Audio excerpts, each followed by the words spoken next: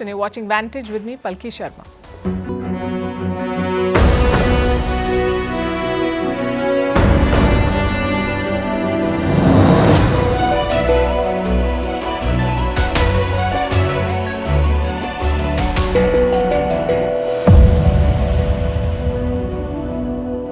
Tonight on the show, India's neighbourhood is shifting. What is the US military doing in Bangladesh and should New Delhi be worried? We'll discuss that.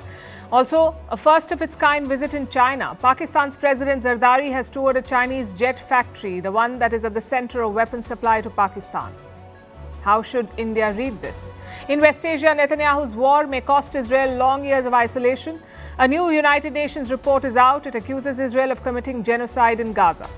Meanwhile, in Washington, Trump has found a new obsession. He is unleashing his military power on Venezuela. We'll talk about why this is his latest obsession. In Eastern Europe, Belarus and Russia are holding military drills. We'll tell you why China stands to lose. Back in America, Trump wants to scrap quarterly earnings reports. Is it a bold idea or just another gimmick? We'll discuss. From Africa, a chilling update. ISIS and Al-Qaeda are expanding using TikTok and even Starlink. Also, Discord is in the spotlight, once a gamer's chat room. It is now a platform for revolutions and confessions. A report on mummies, the world's oldest, have been discovered in Southeast Asia. And a question. Why is there no law that protects women in political parties from sexual harassment? India's top court says the existing law does not apply to them. We'll talk about this, all this and more coming up. The headlines first. India and the US resumed trade talks. New Delhi says the meeting was positive. This was the first face-to-face discussion since Donald Trump imposed punitive tariffs on India over the purchase of Russian oil. But recently, Trump hailed India-US ties, a move which was reciprocated by Prime Minister Narendra Modi. The UK prepares a royal welcome for Donald Trump. This will be the US President's second state visit to the United Kingdom. Security has been tightened amid fears of protests. Trump will be honoured with a carriage procession with King Charles. The two countries are set to sign agreements worth more than $10 billion. The Philippines accuses the Chinese Coast Guard of a water cannon attack. But Beijing says the Philippine ship deliberately rammed into a Chinese vessel. This incident took place near a disputed shoal in the South China Sea. This is the latest confrontation between Manila and Beijing in the crucial waterway, which China claims almost entirely as its own.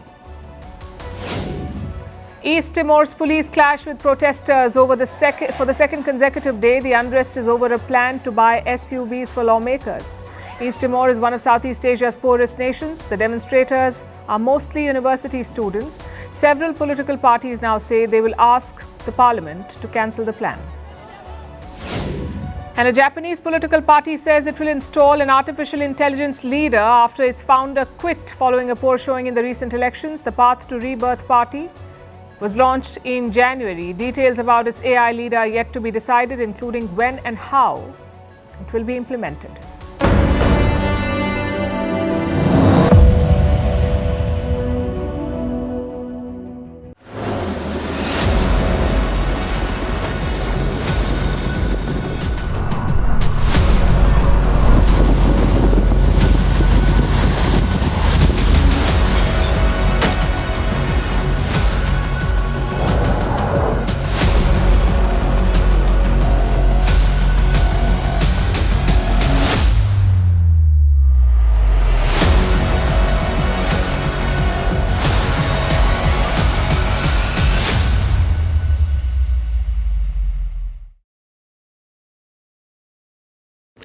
A mysterious warplane, a series of military drills and a shaky neighbour vulnerable to meddling.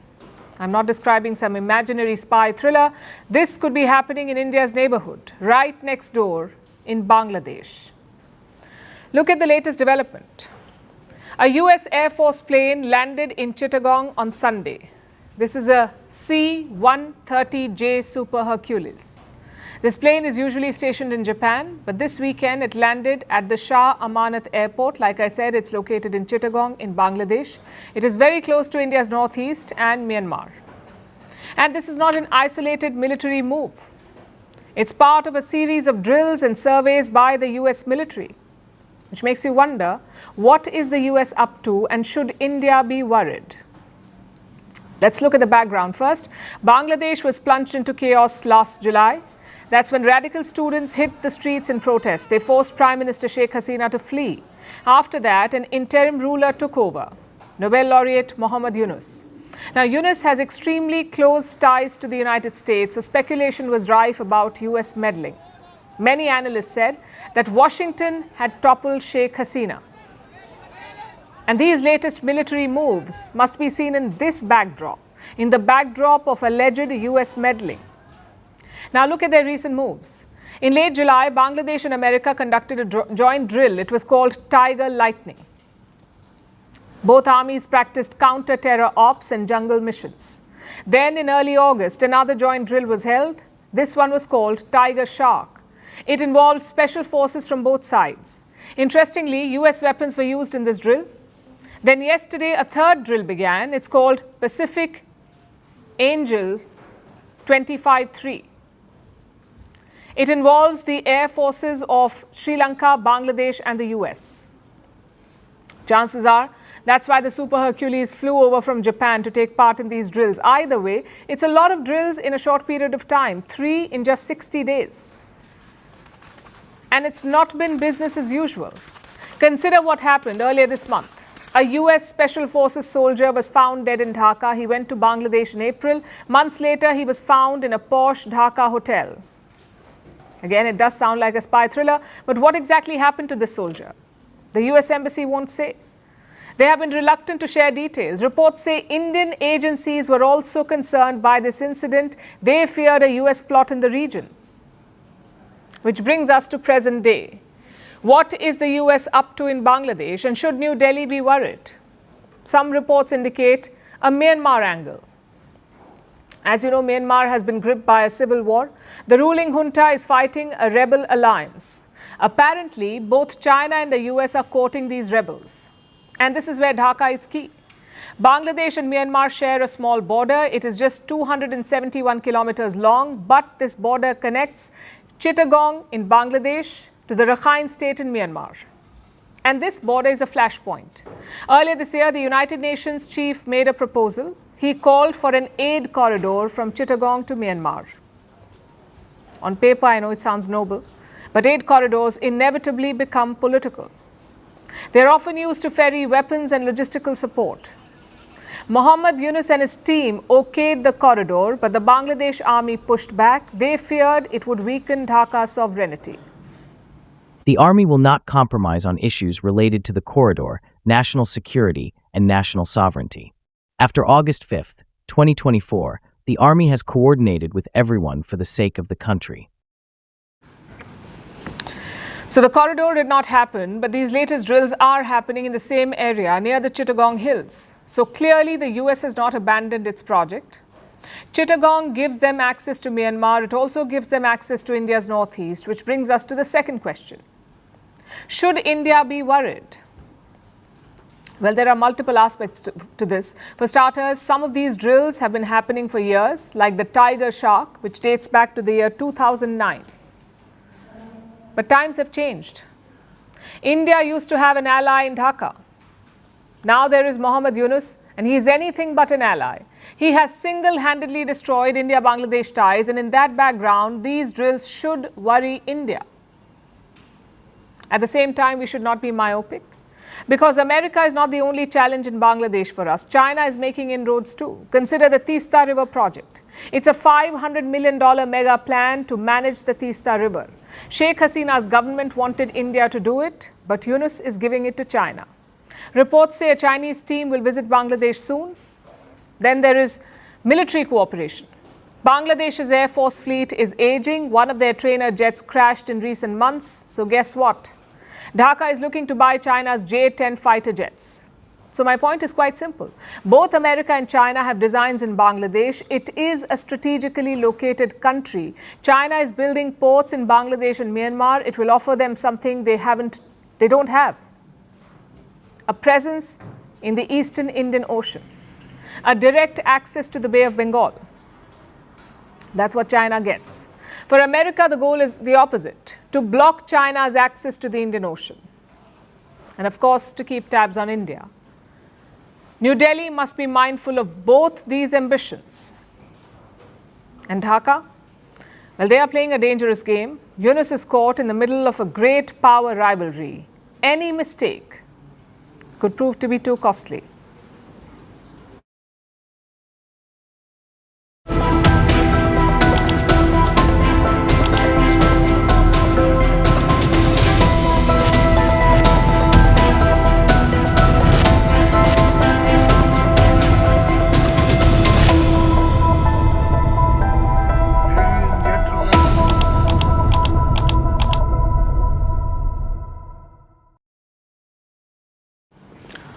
Now let's talk about Pakistan. Its president, Asif Ali Zardari, is in China. He is on a 10-day trip. Officially, the visit is ceremonial. The Pakistani presidency is a symbolic position after all.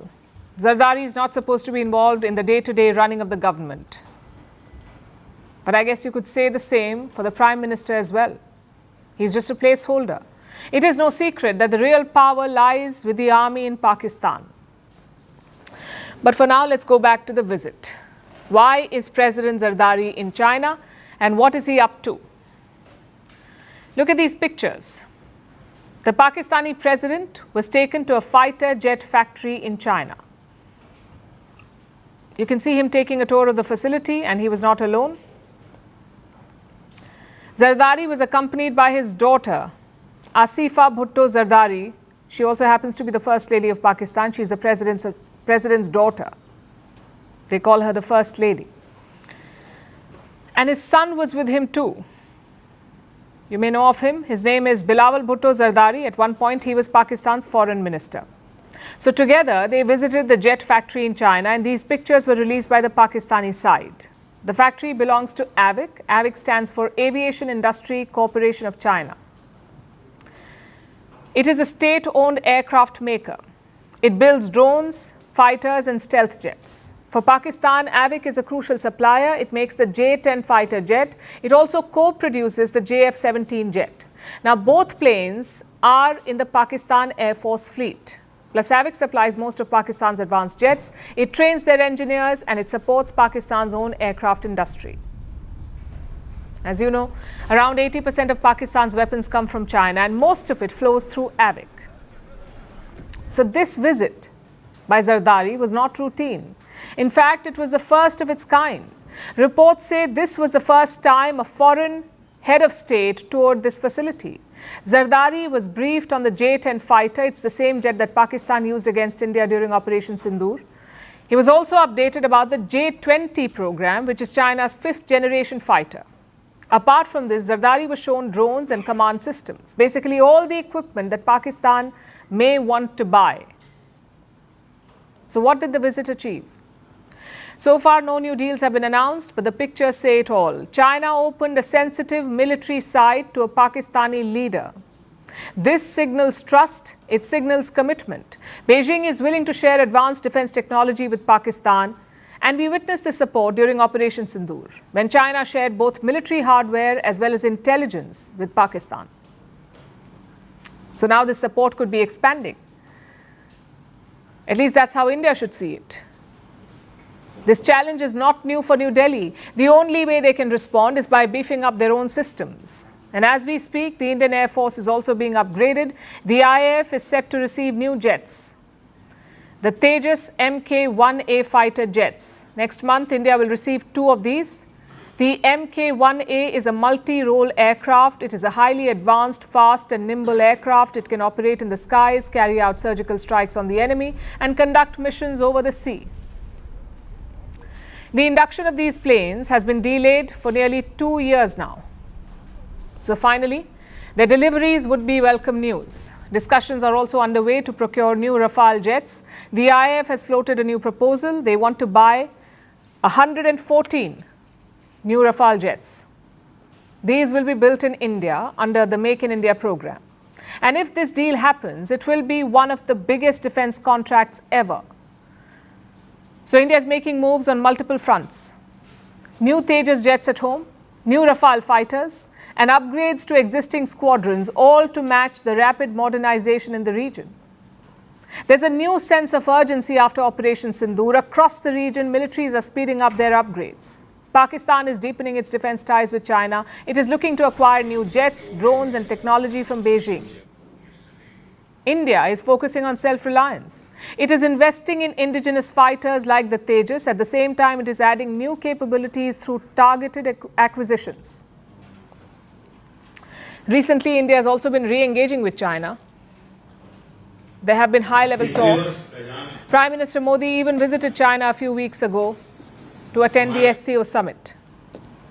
But despite these breakthroughs, the trust deficit remains, and Zardari's tour of a Chinese military facility does not help. It serves as a reminder to India that it must keep its guard up. Irrespective of the normalization with China, India must always be prepared for a two-front military challenge.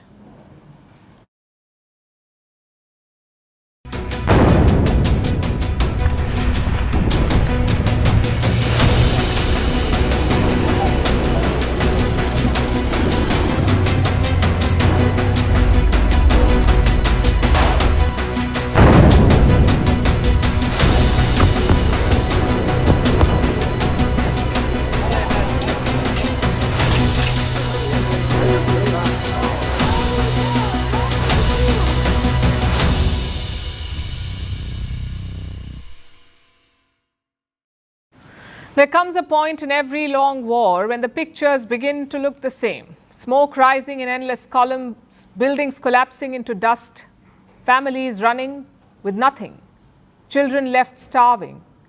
Gaza has given the world these images 1,000 times over. The latest episode, as you know, began on October 7, 2023. That's when Hamas attacked Israel. It was nearly 2 years ago. And now, as another October 7th approaches, the world has grown numb. It has learned to scroll past the suffering. But the war is not over. In fact, today Israel has launched yet another ground offensive in Gaza. It's a full-scale invasion of Gaza City. This city is the largest in Gaza, and Israel wants full control over it. It says Gaza City is Hamas's last major stronghold, so to end the war, Israel must control the city. Last night, they began ramping up their military operations. There's been aerial bombardment. High rises have been reduced to rubble, and Gazans have been left with no other options.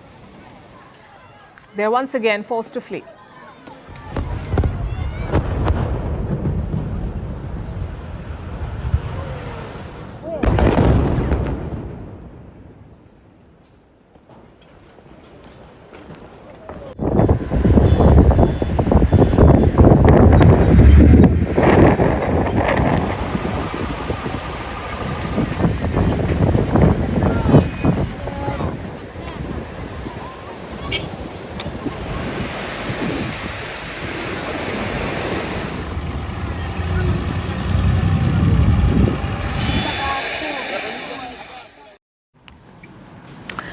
But here is where the story takes a darker turn. This is not your typical war, if there is such a thing. This is much worse. A United Nations Commission has released a report. It says Israel is committing genocide in Gaza. Not war crimes, not excessive force, but genocide. This is the most authoritative UN report to date. It has 72 pages of evidence. They list 4 acts of genocide: the killing of Palestinians, the serious bodily and mental harm, the deliberate acts of destruction, and the measures to prevent births in Gaza. This UN report also names Israeli leaders, the likes of Israeli Prime Minister Benjamin Netanyahu and President Isaac Herzog. Genocide is occurring in Gaza. We haven't gone into Palestine yet. We will, because this is a permanent commission. And we named the 3 individuals that we felt were responsible. And we said, and the one is the Prime Minister, the other the President, and the third is the former Minister of Defense. And we said that since they acted as agents of the state, then the state of Israel is responsible. Israel, of course, denies all of it. The Foreign Ministry has called the UN report, and I'm quoting, distorted and false. It says the Commission is relying on Hamas propaganda. It calls for the entire body to be abolished, and this is not new. For years, Israel has accused the Human Rights Council of bias. So it only sees this latest UN report as more proof of that bias. Israel categorically rejects the libelous rant published today by this Commission of Inquiry. It spreads the malicious genocide narrative. The report diverges from the mandate of the Commission, yet again stressing their biased analysis. But outside Israel, the word is spreading, and that word is genocide.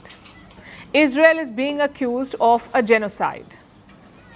US senators are saying it. Genocide scholars are saying it.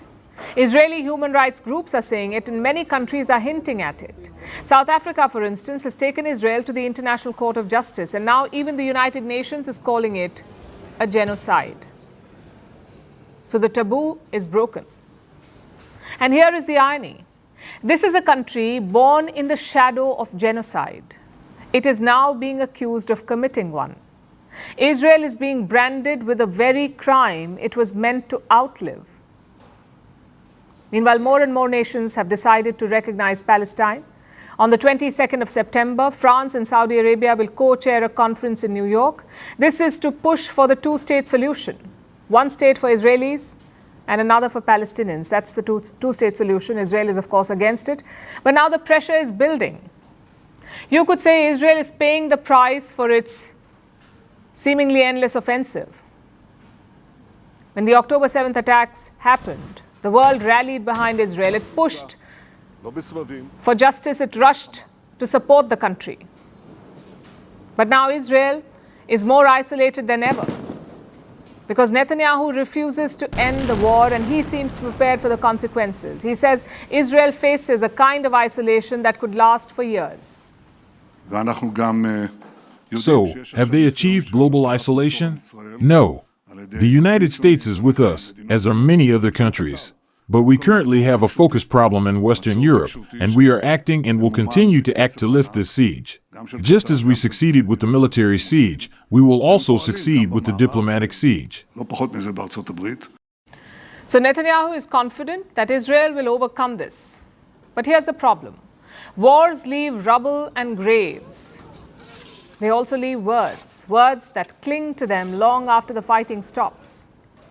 Vietnam had quagmire. Iraq had weapons of mass destruction. Gaza now has genocide. This is not just about boycotts or sanctions. This is about history, about how the war is recorded and how it is remembered. So the question is no longer just about who wins on the ground. It's about who survives in memory.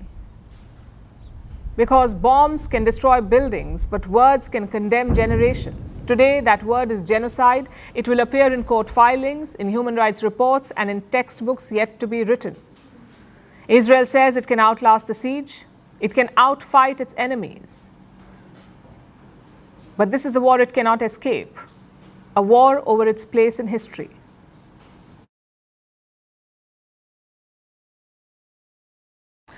Gaza is a full-blown war, and thousands of kilometers away, another one seems to be brewing. This one's in Latin America. Tensions are rising between the US and Venezuela. The trigger is this: alleged Venezuelan drug boats. It's a constant complaint of Donald Trump.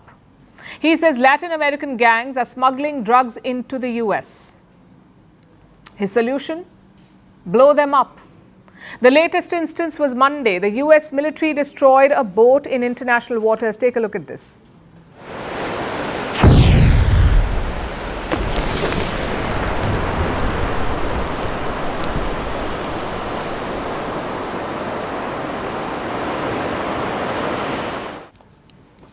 This is the second such attack. A similar boat was blown up last week as well. Again, the reason was the same. Trump believes these boats are carrying drugs. Earlier, such boats would be intercepted. US forces would stop and search them. But Donald Trump is going a step ahead. He's simply blowing them up. Well, we have proof. All you have to do is look at the cargo that was like it's spattered all over the ocean. Big bags of cocaine and fentanyl all over the place. And it was, plus we have recorded evidence that they were leaving. We've recorded them. It's very careful because we know you people would be after us. We're very careful. The military has been amazing. There is a human cost here. The first strike killed 11 people. Yesterday's strike killed 3 people. Now, Trump is calling them narco-terrorists, but the fact is there is no evidence yet. No court has indicted these sailors. No video proof has been presented. Trump is basically saying, trust me, bro. And the worst part? It could escalate further because Donald Trump is deploying more firepower to the region. Over the weekend, he moved 10 F-35 jets to Puerto Rico. 10 jets. Puerto Rico is a U.S. island in Central America. There are 7 U.S. warships in this region, plus at least 1 nuclear submarine. That's a lot of firepower, especially for a so-called no-war president. And it raises a lot of questions like, why this obsession over Venezuela? How will Caracas respond? And what is the worst-case scenario? Let's go one by one. The obsession is down to 4 reasons. Why Venezuela? Number 1, it's a pet project of Trump's foreign minister, Marco Rubio. In America, they call him the Secretary of State. Rubio's parents fled communist Cuba to America. He hates the leftist regimes of Latin America, and that includes President Nicolas Maduro of Venezuela. Rubio has long demanded their ouster. As a senator, he pushed for an aggressive Latin American policy, and now as foreign minister, he's leading it. There's a bounty on the capture of the Venezuelan president. Recently, Rubio raised it. He raised the bounty. He doubled it to $50 million. In the Venezuelan capital, Caracas, President Maduro singled out Secretary Rubio. He called Rubio the Lord of Death. ¿Quién? Marco Rubio, the Lord of Death and War, as he is now called. Wherever he goes, there is death, there are bombs, there are murdered children. Marco Rubio, the Lord of Death and War, of hatred. Of course, Rubio is not doing it alone. Clearly, Trump is on board, and that's reason number 2. This policy shows Trump as tough on drug smuggling. Just think about it. What sounds more dramatic and effective? Intercepting an alleged drug boat or blowing up an alleged drug boat? It bolsters Trump's anti-drug credentials. It's also a distraction from his other troubles, like the Epstein files and the tariffs. Now we come to the strategic reason. Number 3, China. Beijing has made inroads in Venezuela. It is a top supplier of arms to Maduro. It is also propping up Venezuela's oil industry. In fact, when tensions rose, Maduro appealed to Xi Jinping. He asked the Chinese president to help. And the response? Well, only a statement so far. Nonetheless, it's a worry for the US. They have long tried to keep China away from the Western Hemisphere. And under Donald Trump, this policy has become aggressive. We saw that in Panama. Trump forced Panama to cut ties with a Chinese shipping firm. We saw that in the Caribbean too. Secretary Rubio visited the region in May. Once again, he called for cutting ties with China. Obviously, such pressure will not work against Venezuela. Therefore, Trump is using the military. And reason number 4 is ideological. Trump has been supporting right-wing leaders in Latin America, like Brazil's Jair Bolsonaro, Argentina's Javier Milei, El Salvador's Nayib Bukele. But Nicolas Maduro is from the other camp. He is a leftist leader backed by communist China. And that makes him an obvious target for Donald Trump. So how is Maduro responding to this crisis? Well, for those unaware, Maduro is a colorful character. He's lashing out at Trump and his officials, but with a Maduro twist. Listen to this. This is not tension. It is outright aggression, judicial aggression when they criminalize us, political aggression with their daily threatening statements, diplomatic aggression, and ongoing military aggression. Venezuela is empowered by international law to comprehensively confront this aggression. As if I was worth more than bin Laden, as if I was worth as much as Darwin Núñez, the great Uruguayan footballer. Any moment now, they might say I'm worth more than Messi. It would be an injustice. No one believes to these immoral and outrageous attacks. So Maduro is standing firm, but it's a precarious situation. Militarily, Venezuela is no match for the US. So it's unlikely that Nicolas Maduro will look for a fight, which means that the ball is in Donald Trump's court. What will he do next? Will he attack mainland Venezuela? He was asked this question on Sunday. He said, we'll see what happens, meaning it's not off the table. The military campaign could expand. Now, here's the thing. Nobody here is a fan of Nicolas Maduro. He is a leftist dictator. He has rigged elections and he has run his country into poverty. Several Western countries do not even recognize his regime, but that does not justify military action. If you want to oust Maduro, go to the United Nations, impose sanctions to weaken his rule, or get United Nations Security Council clearance for a military operation. That's the way to do it. Trump is doing none of that. Instead, he is using unilateral military force. So much for a non-interventionist president of peace.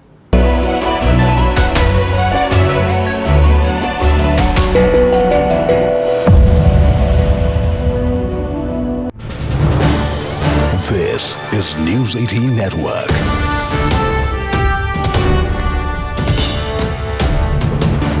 India's largest news network. Moving on, the big story we're tracking from the national capital, the Delhi BMW crash that killed Finance Ministry officer Navjot Singh, getting murkier by the hour. Accused driver Gaganpreet Kaur has been arrested and has been sent to 2-day judicial custody. Blood sample report of the accused has now been reported to be negative for alcohol. Remember, the accused has filed a bail application and the hearing is set for September 17th. Meanwhile, Delhi police senior officials have said that the statement of Gaganpreet's husband is yet to be recorded and teams will further corroborate statements with evidence gathered, CCTV footages and statements of the witnesses as well. Police sources tell CNN News 18, confirming the key link that Gaganpreet's father, Javinder Singh, is a former director of the New Life Hospital, which basically is now fueling suspicions that the fact that the accused took the injured to a faraway hospital, the New Life Hospital, was indeed deliberate.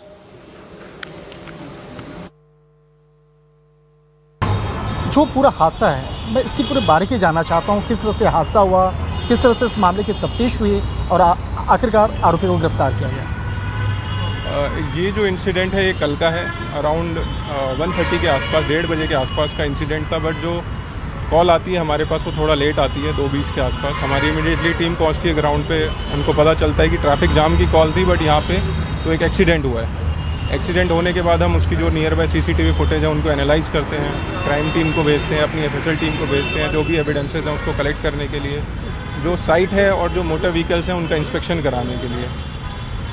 Evening में उनका जहाँ पे GTB hospital था वहाँ से हमारे पास call आती है कि इनको यहाँ पे एडमिट कराया गया है दिल्ली कैंट केस के अंदर। तो हमारे IO साहब वहाँ जाते हैं, वहाँ जाके जो विक्टिम है उनका भी स्टेटमेंट लिया जाता है एक और हॉस्पिटल से जहाँ पे उनको रेफ़र कर दिया गया था, और इमीडिएटली FIR उसके अंदर रजिस्टर करा दी जाती है। जो CCTV फुटेज है हमने उसमें प्रिजर्व करा दिया है। आज मॉर्निंग में जो एक्यूज़ है गगनप्रीत, उनको वहाँ से डिस्चार्ज कर दिया गया था हॉस्पिटल से। उनको हम लेके जो भी अपनी कार्रवाई होती है उसमें हमने मेडिकल करा दिया है, कोर्ट के सामने प्रोड्यूस कर दिया है। उनकी जो स्टेटमेंट लिखनी थी वो भी हमने कर दी है। तो मोस्टली हमारी तरफ से जो तफ्तीश है वो भी जारी है, बट प्रिलिमिनरी इन्वेस्टिगेशन तो इसमें ख़त्म हो गई है। जो हम इन्फॉर्मेशन ले सकते थे वो सारी अभी तक अवेलेबल है। फर्दर आगे अगर जो कुछ नया एविडेंसेस आता है तो उस पर काम करेंगे। और जो एक हॉस्पिटल है जहाँ पे ले जाया गया, जिसके ऊपर एलिगेशंस भी लग रहे थे कि उन्होंने हेल्प नहीं करा, उनकी CCTV फुटेज भी हमने मंगा लिया है। उनका भी जो अगर कुछ ऐसा रोल निकलेगा कि उन्होंने हेल्प नहीं करा या डिले करा तो उनका भी अकॉर्डिंगली हम करेंगे।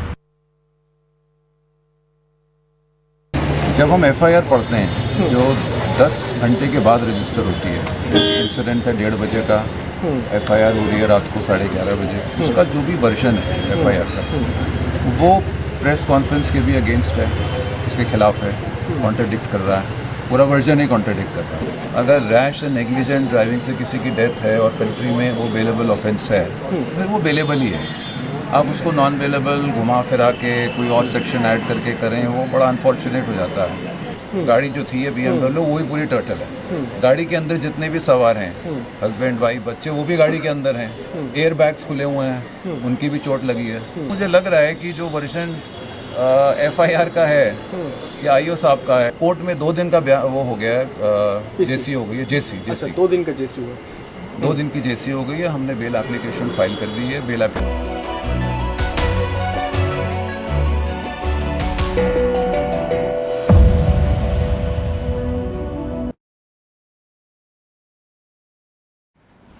Our next story is about Zapad 2025. On the surface, it is just another war game. Russia and Belarus are staging their latest round of military drills. But the timing could not have been worse. Russian drones had just crossed NATO airspace. Tensions along the alliance's eastern flank were already high. And then came Poland's decision. Poland decided to seal its border with Belarus. It's supposed to be a precautionary measure. But it's hurting a country that is not even part of this region. I'm talking about China. So how is this border closure in Europe impacting China? And why does China want Poland to open its borders ASAP? Our next report tells you. Last week, Belarus opened its training grounds to an unusual mix of participants. Russian troops, foreign journalists, even a handful of US military attaches. The occasion was Zapad 2025, the latest in a long-running series of joint Russia-Belarus military drills. On the ground, it looked like a standard exercise. Armored vehicles rumbling through river crossings, artillery crews running through loading drills, and helicopters cutting across the treetops. Moscow and Minsk described the drills as defensive, a rehearsal for how they would respond if attacked. But the timing made neighbors nervous. Just days earlier, Russian drones had crossed into Polish and Romanian airspace during strikes on Ukraine. For NATO countries already on edge, this felt less like routine training and more like intimidation. So, as Zapad 2025 got underway, Poland moved to close its border crossings with Belarus. The decision covered 3 freight rail links, a road crossing for cars, and another for trucks, that effectively froze one of the busiest land corridors between the European Union and its eastern neighbors. Warsaw said the closures would remain until further notice. The move carried consequences far beyond Eastern Europe. Belarus has long been a transit hub for freight moving between China and the EU. Nearly 90% of rail cargo traveling between China and Europe crosses through Poland. By 2024, the value of goods shipped on these trains had risen to more than $25 billion. Blocking the border meant freight trains from China were halted on the Belarusian side. Containers sat waiting at depots, unable to cross. Polish officials admitted the disruption would cause losses but argued that security came first. For Beijing, the timing was particularly difficult. The China-Europe Railway Express is the flagship project linking Chinese factories to European consumers. It is faster than shipping by sea and cheaper than sending goods by air. China sees Poland as a crucial partner in this system. So, when Warsaw closed its border, Beijing made its displeasure clear. Chinese diplomats argue that the trains benefit both sides. Europe receives fast, affordable goods, while Chinese exporters gain access to one of the world's largest markets. Polish leaders see it differently. They argue that borders are part of national defense. The Polish foreign minister Radosław Sikorski met his Chinese counterpart Wang Yi this week in Warsaw. Officially, the two sides spoke of friendship and shared interests. Unofficially, Poland wants Beijing to use its influence to rein Moscow in. Nothing concrete has come out of the talks yet. If the border remains closed only for a short period, businesses can absorb the losses. Containers can be rerouted via slower sea and air routes. But if the closure drags on, costs will rise sharply. In the end, it's a reminder that maps still shape politics as much as missiles do. A line on paper between Poland and Belarus can halt billions in trade, sour relations with Beijing, and raise the stakes with Moscow. For Poland, that border is a shield. For China, it's a bottleneck. And for Russia, it's a pressure point to be tested. In geopolitics, geography isn't just destiny, it's leverage.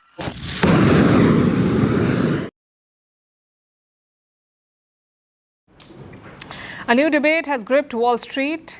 How often should companies report their earnings? Once in 3 months or once in 6 months?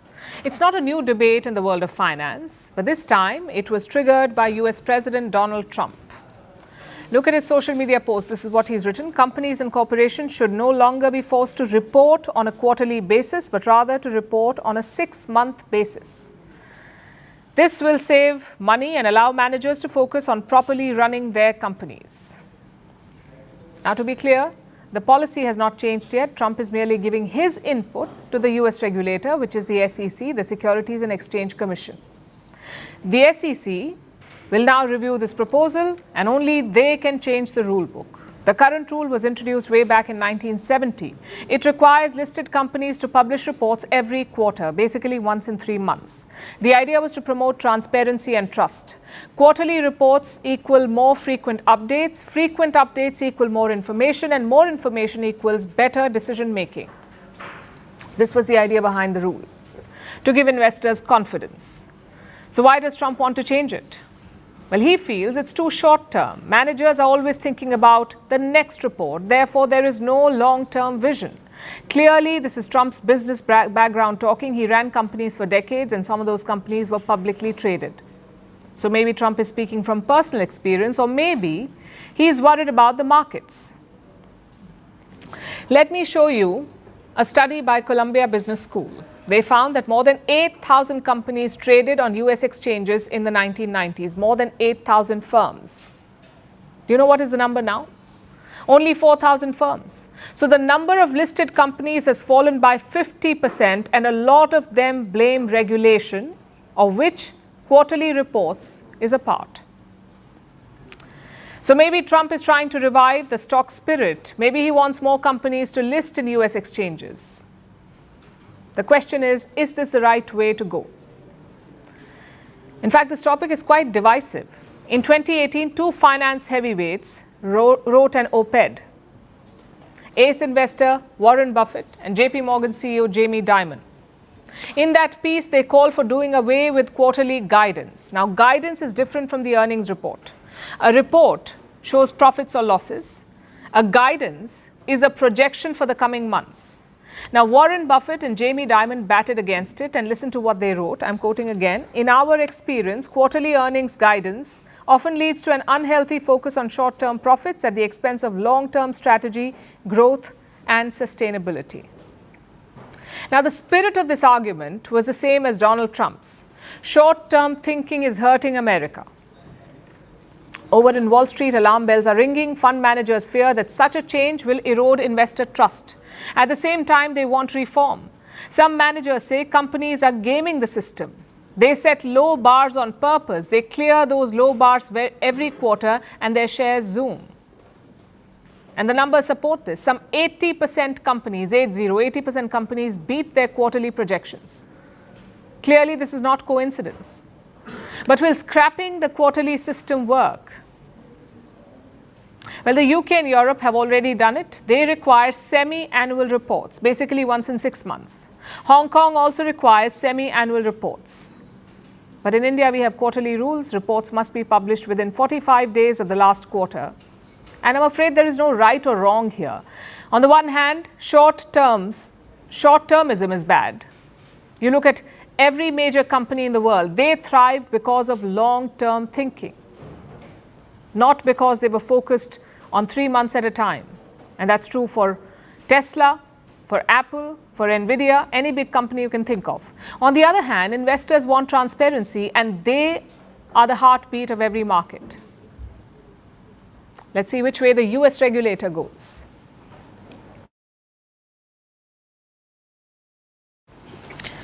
Now let's talk about Africa. It's become the new front line in the global war against terror. Groups linked to the Islamic State and Al-Qaeda are becoming more powerful in Africa.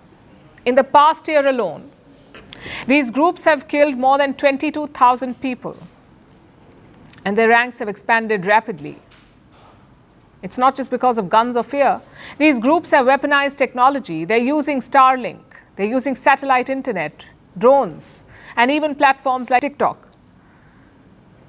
This tech gives them speed, reach, and control. It helps them expand territories, launch remote attacks, and recruit fighters at scale. It also helps them raise money. They've raised millions of dollars so far. Governments are trying to fight back, but their budgets are tight, their forces are stretched thin, and foreign support is fading. Here's a report. Africa is the new front line in the global terror war. This is where terrorist groups are growing fastest. And they're not doing it with just guns anymore. They're using drones, Starlink internet, and TikTok. Over the last year, groups linked to Islamic State and Al-Qaeda have killed over 22,000 people across Africa. That's a record. They've grown to an estimated 50,000 fighters, most of them in Nigeria, Somalia, and the Sahel. And this surge is happening as these groups are pushed out of West Asia. Africa has become their new base. This wave of violence isn't just manpower. It's technology. Terror groups in Africa are using Starlink satellite internet.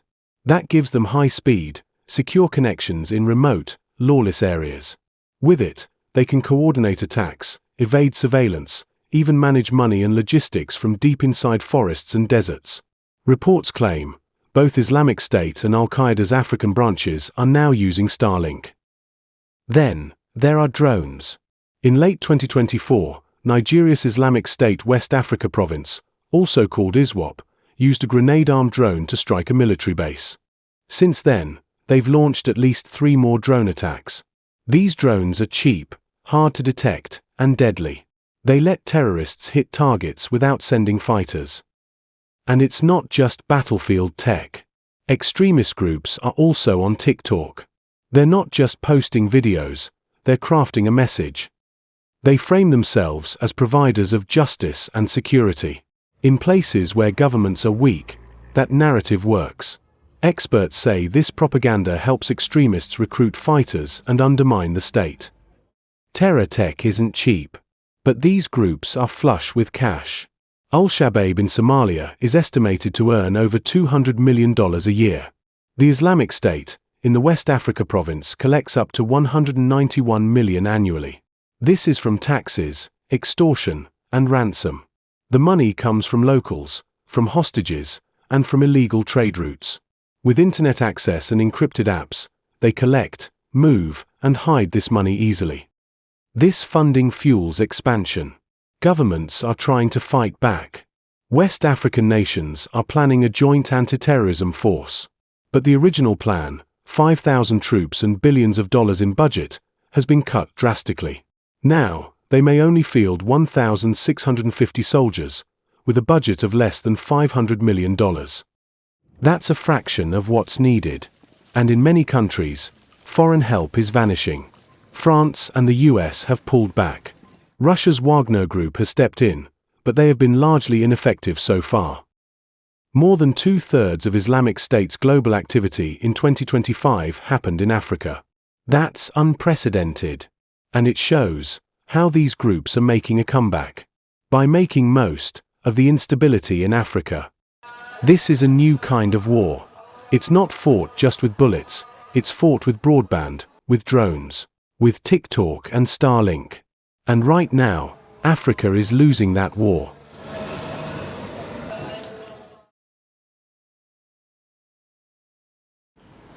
It started with a chat message. Hours before his arrest, Tyler Robinson typed into a Discord server, "It was me at UVU yesterday. I'm sorry for all of this." And what was he talking about? The murder of Charlie Kirk, the American conservative influencer who was killed at a university last week. Robinson confessed to that murder on Discord. On the other side of the world, a different story was unfolding on the same platform. Thousands of young people were protesting in Nepal. They brought down the government. Then came the choice for an interim prime minister, and Gen Z ran a virtual town hall to pick names, again on Discord. So murder in Utah, democracy in Kathmandu, but the two worlds collided in one unlikely arena, Discord. So how did Discord, an app born for gamers, become the stage for both assassinations and revolutions? We'll break it down tonight for you. Starting with the basic question, what exactly is Discord? It is a social media platform. It has around 200 million users. It is one of the most popular ways that gamers communicate online. At its simplest, you can join something called servers. These are digital spaces devoted to anything from anime to homework help to overthrowing a government. Inside these servers are something called channels. These channels split conversations into specific topics with text threads, voice rooms, and even video calls. And this is not like X, where everyone is shouting into the same plaza. Think of Discord more like a sprawling city, a city with millions of locked doors, and you can enter the ones that you are invited to. Some are massive public hubs, but most are small private clubs. So why is Gen Z obsessed with this platform? The first reason is privacy. It's not anonymous, but it's not your Facebook or Instagram either. The second reason is decentralization. Each server has its own rules, its own vibe. The third is community first. Whether it's a study group or a protest, Discord feels intimate. For a generation skeptical of institutions, Discord's semi-chaotic design feels authentic. But how did it go from gaming to politics? Come to think of it, the jump was not that big. Gaming servers were already teaching young people how to gather in a group, so a revolution came almost as the obvious next step. Also, Nepal's government banned most social media apps. That's what in fact triggered the protests. So Discord was the last refuge for the protesters. As for Robinson's confession, that is not new either. In 2017, white supremacists organized a rally on Discord. In 2022, a US shooter posted his racist rant on Discord before live streaming his massacre. So it has been part of the headlines, this platform, it has been in the headlines, mostly for the wrong reasons. And it's not hard to figure out why. Discord is almost impossible to police. There are self-policing servers. Every server has its own moderators. Some are diligent, but most are just teenagers with no training. Plus, there is no mass surveillance. Unlike Facebook, Discord is not scanning every message with AI. That's great for privacy, but it's terrible for spotting a murderer. Also, Discord is reactive, not proactive. It mostly acts when a user reports abuse. In the case of Robinson, the company insists that there was no planning on its servers, just confessions after the fact. This decentralized structure makes Discord a breeding ground for extremism, for child exploitation, and for misinformation. So for Gen Z, Discord may be liberating, but for regulators, it is a logistical nightmare. The question is, will they crack down? And what can the platform do? It's at a crossroads. Keep the hands-off approach, and it may become the preferred tool of extremists. Clamp down too much, and it loses the generation that made it relevant. Either way, the stories of Robinson and Nepal are proof of one thing. Discord is no longer just a gaming app, it is where politics is happening as we speak.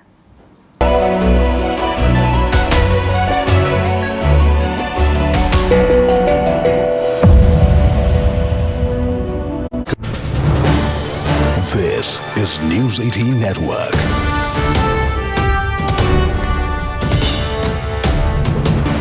India's largest news network.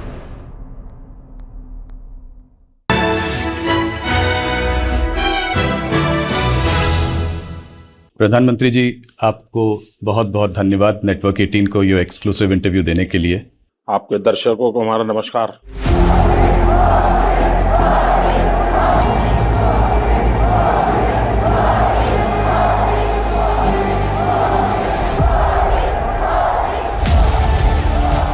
आपका प्रधानमंत्री, आपका प्रधान सेवक या आपका नरेंद्र मोदी कहीं पर भी हो, कुछ भी हो, लेकिन आखिर इंसान तो है। मोदी क्या कहता है? मोदी तो कहता है ये तो ट्रेलर है, मुझे तो और आगे जाना है।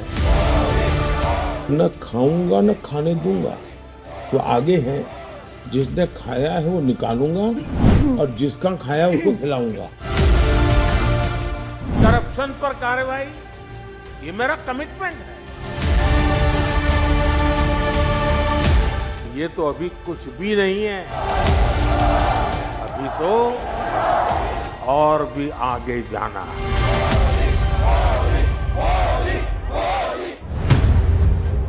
In his 11-year tenure, Prime Minister Modi has held 12 exclusive interactions with News 18. PM Modi has shared his dreams with us and has from time to time presented the picture of the country's development. He has shared his views on issues related to politics, society, and national interest.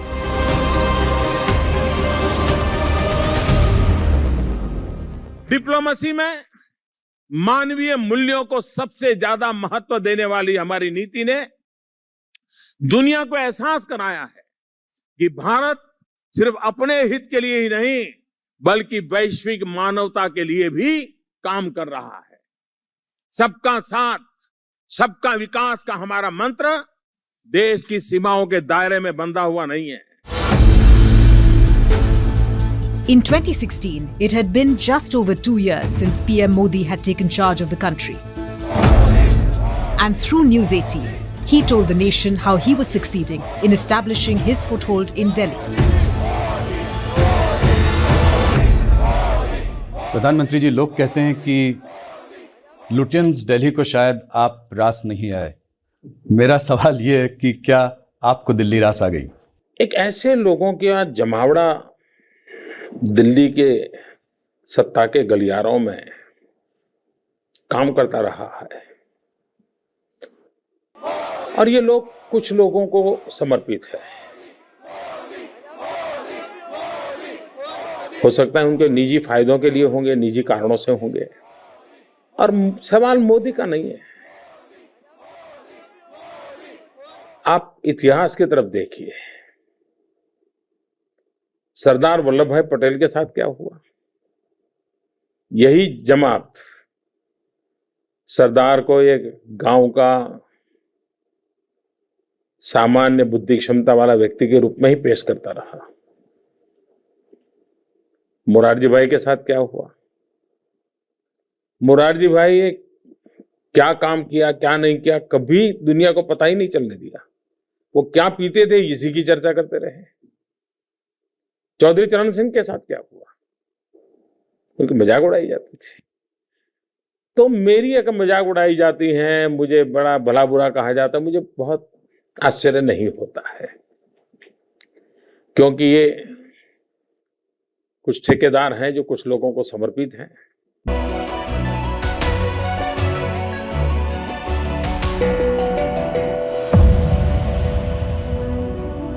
Now it's time for Vantage shots, images that tell the story. A soda truck falls into a sinkhole in Mexico City. A Russian drone hits a building in Ukraine's Kharkiv, setting the roof ablaze. Papua New Guinea celebrates 50 years of independence with fireworks and drones. And finally, we are taking you back in history. On this day in 2022, Masha Amini died in the custody of Iran's morality police. She was 22 years old. She was arrested for allegedly not wearing her headscarf properly. Her death sparked protests unlike any the country has seen before or had seen before. Iran responded with force and the crackdown killed more than 500 people. We are leaving you on that note. Thank you for watching. We'll see you tomorrow.